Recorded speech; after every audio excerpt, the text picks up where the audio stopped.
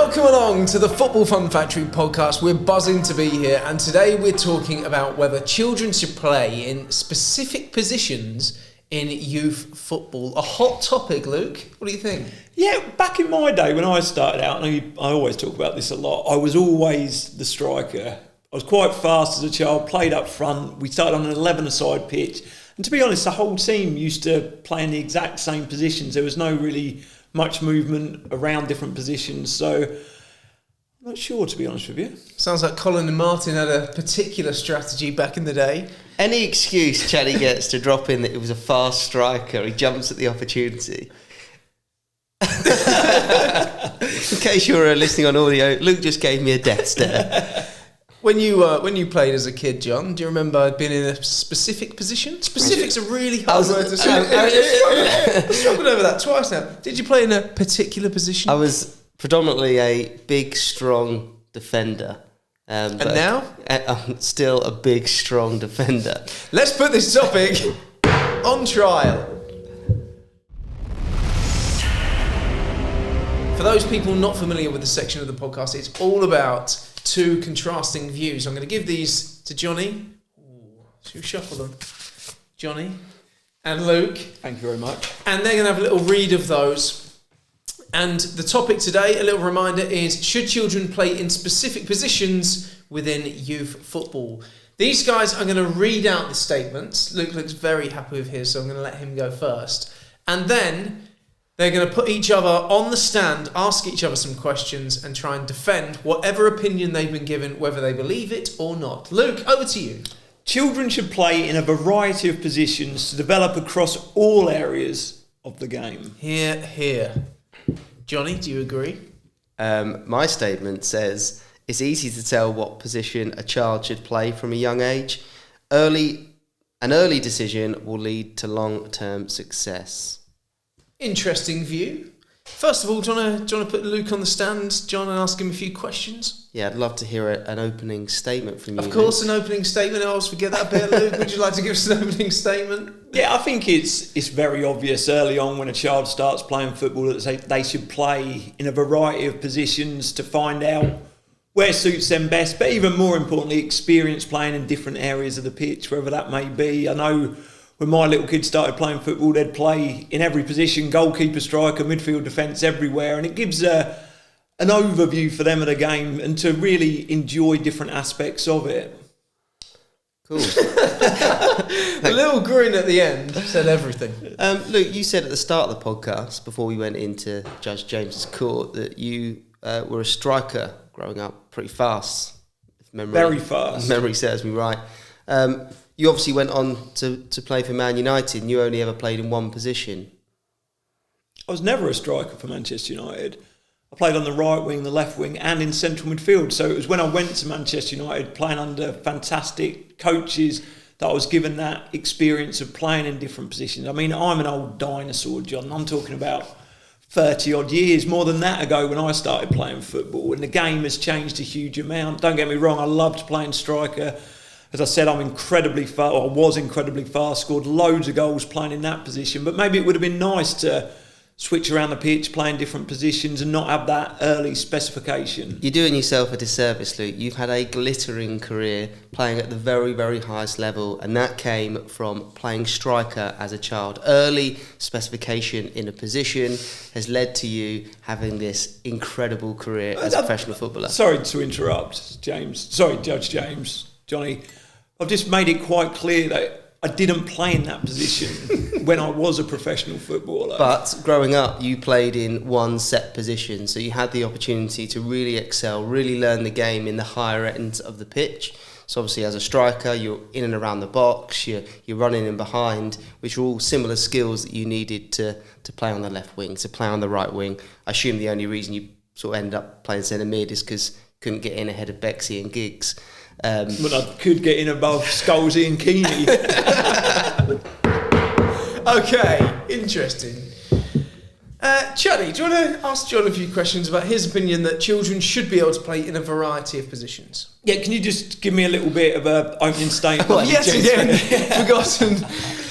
The judge, the ego of being the judge has gone to my head. Okay, go on, John, give us an opening statement.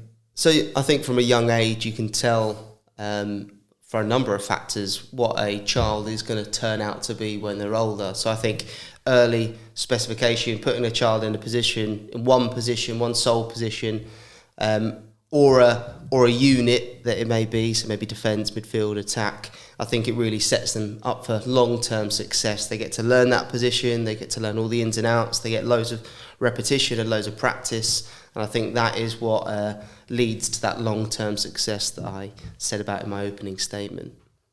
And so we decide that. We sort of pigeonhole these children, put them in a position, and that's where they're to play. I think from very early on you can see where a child is getting success if they're big and strong like I am, and I was back in the day. Then it was obvious that I'm a big, tall, mean centre half. You, Chaddy, a young whippet playing up front, scoring loads of goals, a natural finisher, made sense to put you in attacking areas. So I think as coaches we can see where children are going to develop.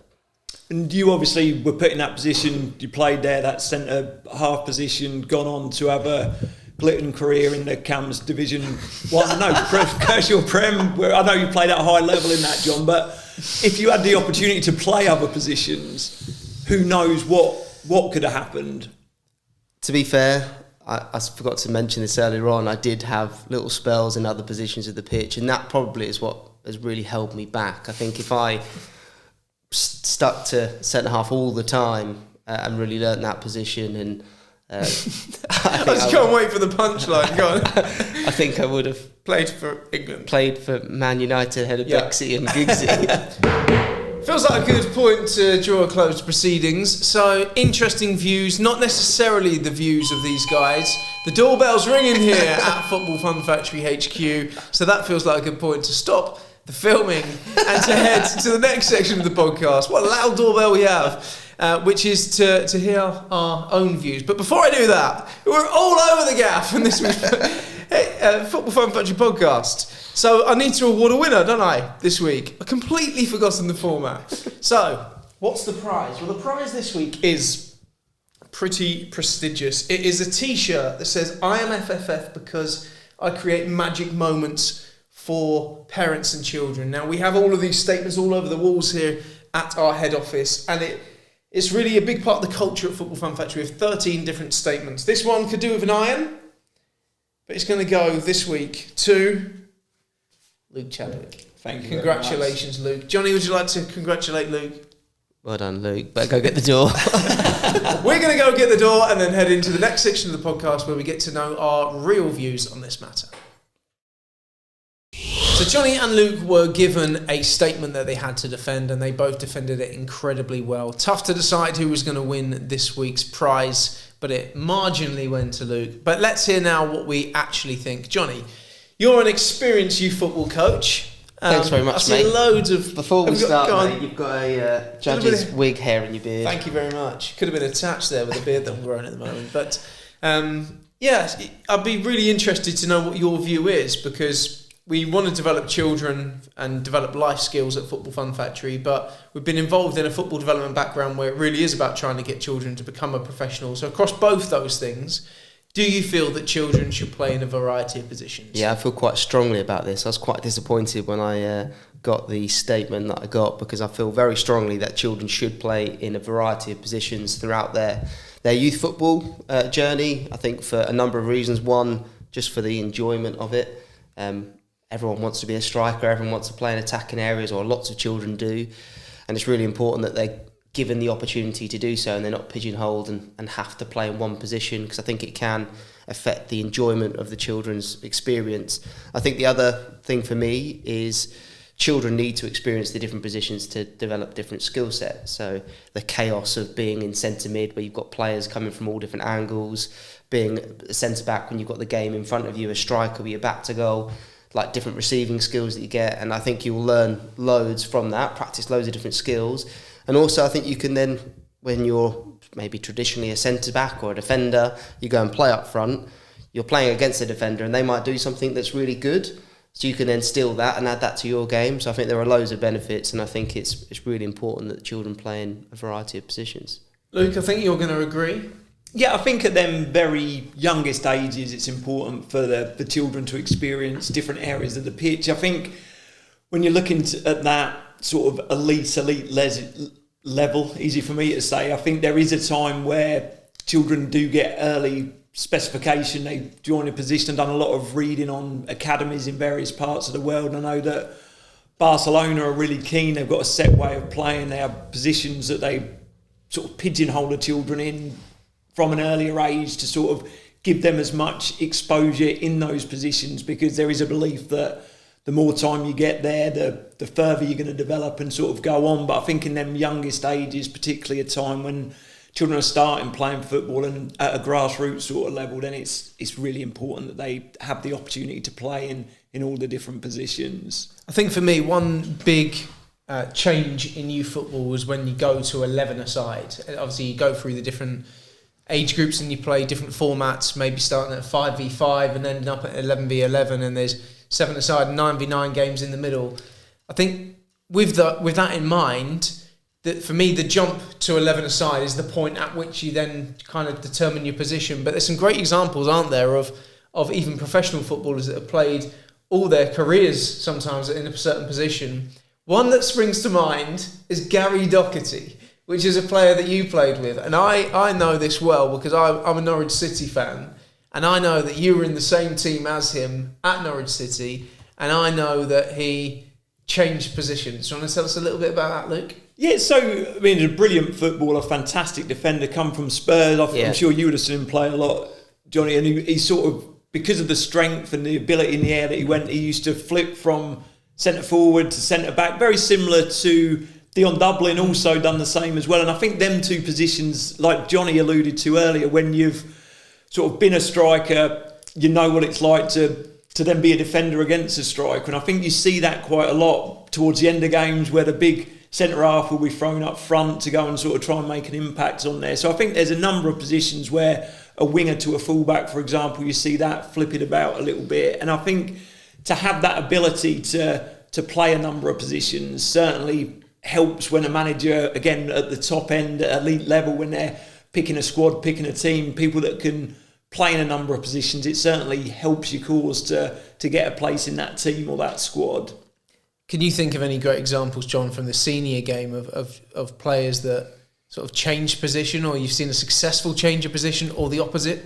Yeah, I think you look at a lot of, like Gary Neville, Phil Neville. Well, not so much Gary, but Phil Neville used to play in a number of different positions, didn't he? And that sort of got him into, like you said, like the England squads and those types of things. So I think, just laughing because I was thinking about the time where me and you saw Phil Neville in St George's.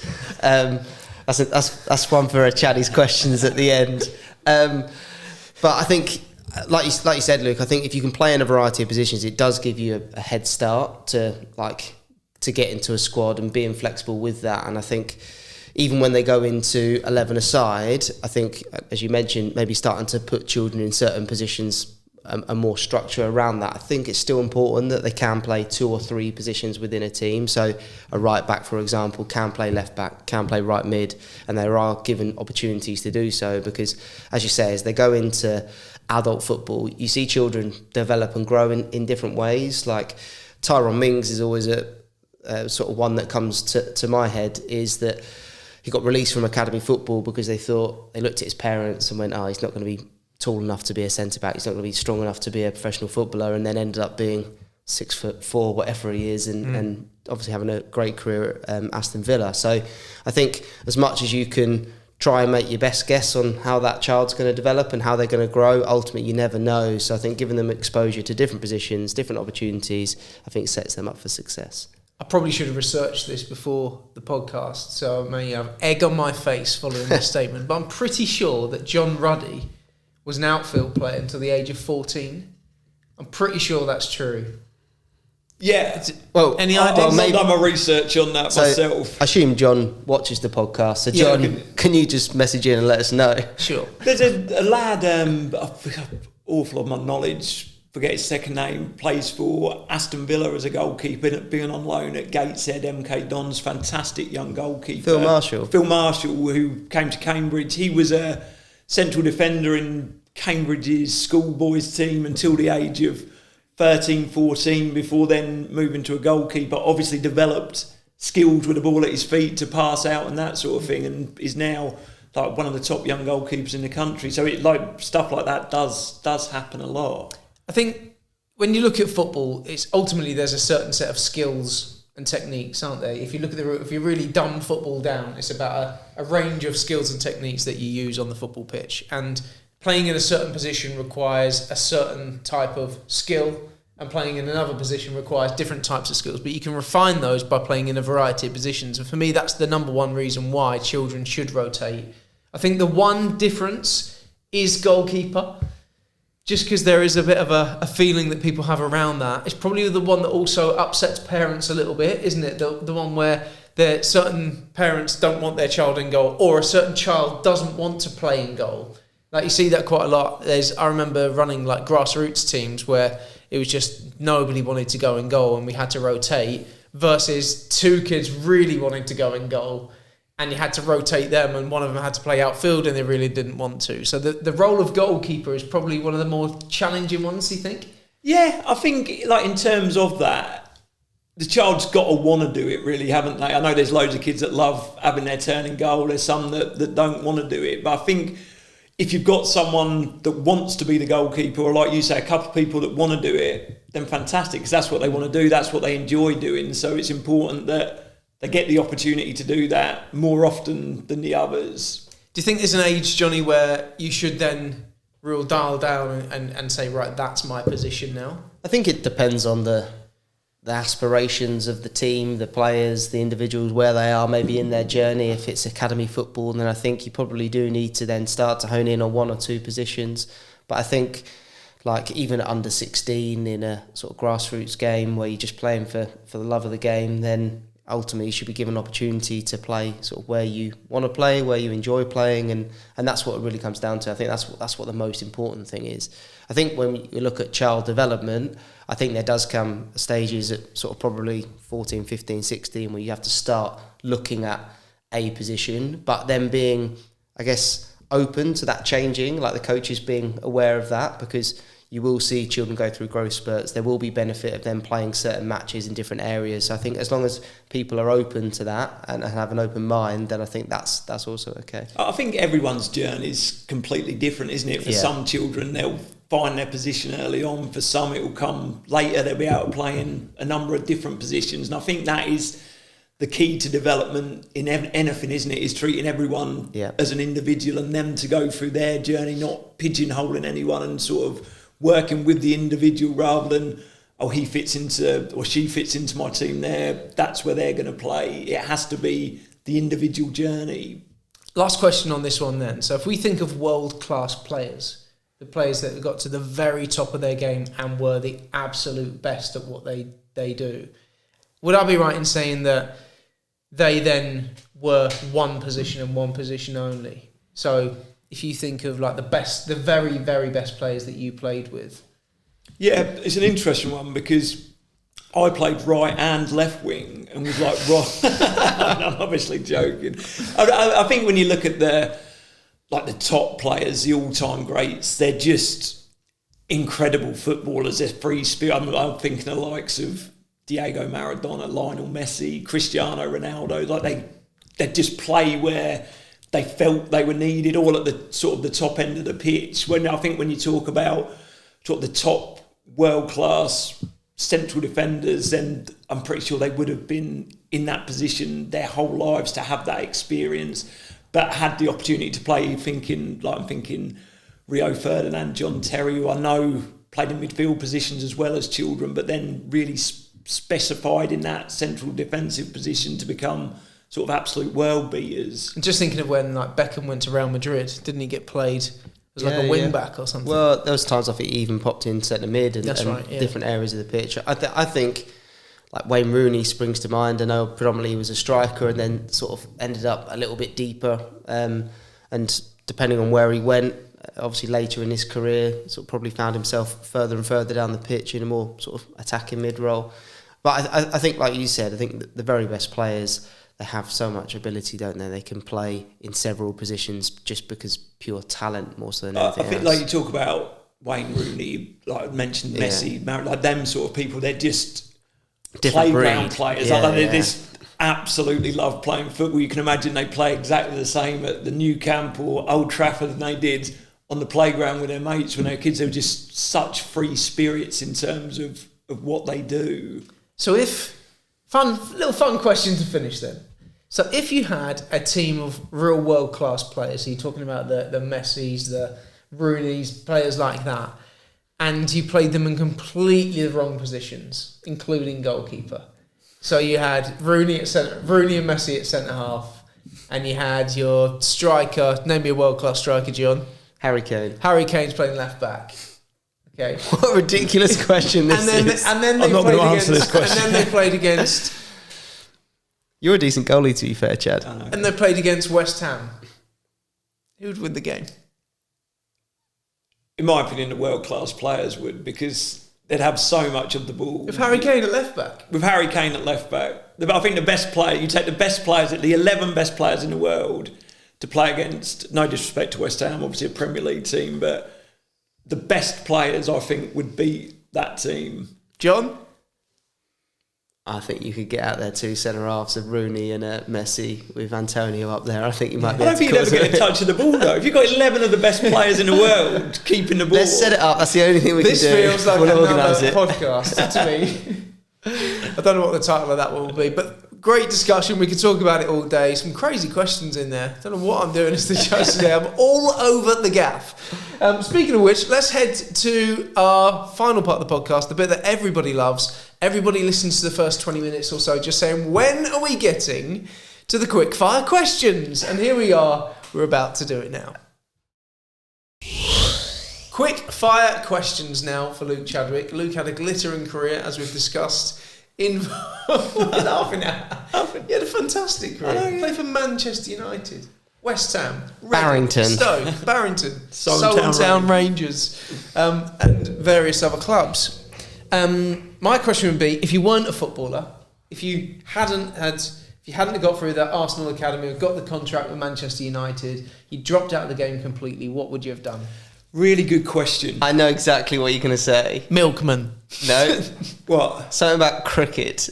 No, I would love to have been a professional cricket player. That would have been an absolute dream come true. I mean, in terms of what I would have done, I was never very good at school, didn't really concentrate. I think a massive reason for that was because I was having success on the football pitch and just thought I was going to be a professional footballer. I mean, that has really stumped me. I would have loved to have been a professional cricket player. That would have been my second dream after being a professional football player. But in terms of what I would have done, I don't really know. Probably would have been... Podcaster? I mean, I'm a professional podcaster now, so yeah, podcaster or something. Is there a bit of a lesson in that, so that obviously one bad injury could have stopped your football career? So for children now that are aspiring to become a professional football player, is there a little bit of a lesson where you had a bit of good fortune along that journey that meant that you were able to pursue your dreams, but who knows what may have happened? Who knows where you would have ended up? Yeah, I mean, there's a massive amount of luck. Don't get me wrong, loads of hard work, but luck to become a professional footballer, like you say there, like staying fit when you need to be fit, playing well when you're watched in a game when there's a scout coming, stuff like that. So football, regardless whether you had a career in football, but regardless of that, it's still a very short career. You've still got the majority of your life to live when your football career comes to an end. Without a doubt, one of my biggest regrets is not concentrating on school and sort of giving myself an opportunity to further educate myself during my playing career, because you have a lot of time on your hands. So my advice to anyone within the game or have got aspirations in the game is to educate yourself as well, because your career, no matter how long it lasts, you've got a long time left to live and to work when it comes to an end. Brilliant. Jonny, quick fire question for Luke. Most underrated player you've ever played with? Underrated player? That is another tough one. I'd probably say the person who's maybe underrated outside the club but an absolute legend in it would have been Dennis Irwin at Manchester United. He was like an absolute Rolls Royce of a fullback, could do everything, really good defender, fantastic going forward as well, a master of free kicks, penalties, and he was like a really quiet guy, not sort of outgoing like a big superstar, but one of the best players, definitely the best fullback I ever played with, and for everyone at the Manchester United thought the world of him. The fans absolutely loved him, but maybe outside the club didn't always get the credit that he probably deserved. Nice.